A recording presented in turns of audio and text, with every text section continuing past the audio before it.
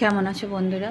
সকল ইউটিউব বন্ধুদের জানাই অনেক অনেক দিন পর, প্রায় 2 মাসের কাছাকাছি আমি ইউটিউবের সাথে আমার কোনো সম্পর্ক নেই।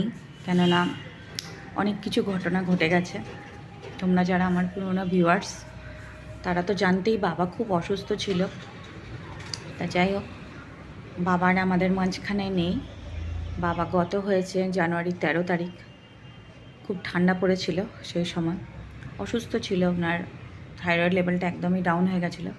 তার মধ্যে মাথায় একটা হেমাটোমার মতনও হয়েছিল। যাই হোক, ব্রেন স্ট্রোকের মতনই হয়েছিল। ফিরিয়ে আনতে পারিনি বাবাকে। হসপিটালে ছিল, তা হসপিটালে 5 দিন মতো ছিল। তারপরে ওরা হসপিটাল থেকে রেফার করে দিল, বলল যে বাড়িতে নিয়ে যেতে। তা আমরা বাড়িতে নিয়ে এসেছিলাম। 2 দিন ছিল বাবা। তারপরে জগতে ত্যাগ করে, মায়া ত্যাগ করে বড় জগতে পাড়ি দিয়েছে বাবা। মনটা খুবই খারাপ, কারণ বাবার সাথে আমার একটা আলাদা ছিল। আর তোমরা তো সবাই জানো প্রত্যেকটা সন্তানের কাছে তার মা বাবা কী জিনিস। তাই জন্য কিছুদিন ভিডিওর থেকে দূরেই ছিলাম। মানে আগের মতন আর কোনো কাজের কোনো পায় না আমি করতে। তো যাই হোক, এটা তোমাদের কাছে আপডেট দেওয়ার ছিল যে বাবার আমাদের মাঝে নেই।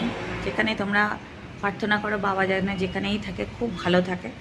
আমি চেষ্টা করবো আস্তে আস্তে কিছু কিছু ভিডিও দেওয়ার, ঠিক আছে? এই ভিডিওটা তোমাদের রাতে সন্ধ্যার সময় পোস্ট হবে। আর আমি চেষ্টা করব যেটুকু কাজ ঘরের টুকটাক করে। আর মা আমার কাছেই আছে, কেননা মাকে তো ওখানে রাখা যাবে না।